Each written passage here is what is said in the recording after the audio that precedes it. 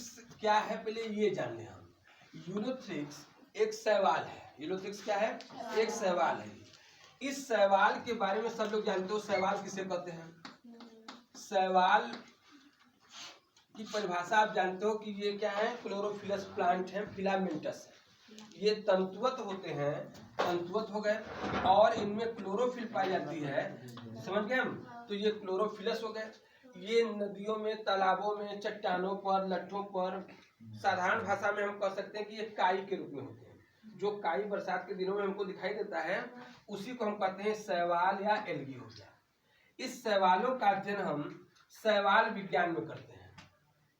शैवालों का अध्ययन किसमें करेंगे? शैवाल विज्ञान में करेंगे।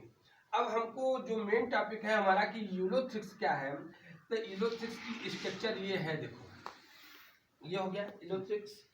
तो ये चूंकि प्लांट है, इसके ऊपर एक और आवरण बना दोगे। इस आवरण को हम कह देंगे सेल वाल। क्या कह देंगे? Cell wall. ये सेल वाल है। और सेल वाल के बाद ये जो बन रहा है, सबसे निचली जो कोशा होगी इसको कहते हैं होल्ड फास्ट। क्या कहेंगे? Hold fast. Hold fast. ये होल्ड फास्ट जो है किसी आधार से चिपकाने का काम करता है। होल्ड फास्ट को हम हिंदी में कहेंगे स्थापनांग। स्थापनांग है। इसका मेन काम ये होता है कि किसी आधार से, दीवार से, लट्ठों से ये क्या करता है? चिपकाने का काम करता है। सबसे ऊपरी जो सेल होती है इसको कहते हैं अग्रिम कोशा या एपिकल सेल। एपिकल सेल अगला कोशिका है। इसकी सभी कोशिकाएं समव्यासी होती हैं, एक समान हो गया।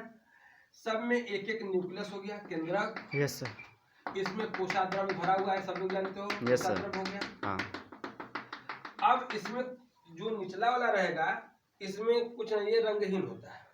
अब ये क्या है? सब स्ट्रेटम है, अधोस्तर, जिससे ये चिपकता है। सब स्ट्रेटम। ठीक। अब क्लोरोप्लास्ट की स्थिति देख लो। यूलोथ्रिक्स है, यह क्या है? फिलामेंटस है, पतले तंतुवत है ये।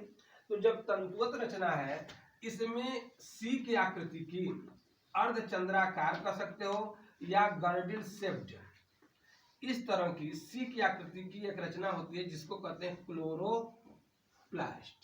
ये क्या हो गया? क्लोरोप्लास्ट। प्लास्ट हो गया, हरित लवक हो गया। इसी हरित लवक में छोटे छोटे पॉइंट्स होते हैं जिनको हम कहते हैं पायरिनाइड। कभी कभी आपको क्वेश्चन दिए थे क्लास में, पायरिनाइड किसे कहते हैं? क्लोरोप्लास्ट में जो प्रोटीन्स पार्टिकल्स होते हैं, मन के कण होते हैं, जो प्रोटीन घेरे होते हैं उनको, तो उनको हम कहते हैं पायरिनाइड्स। ये पायरिनाइड्स हो गया।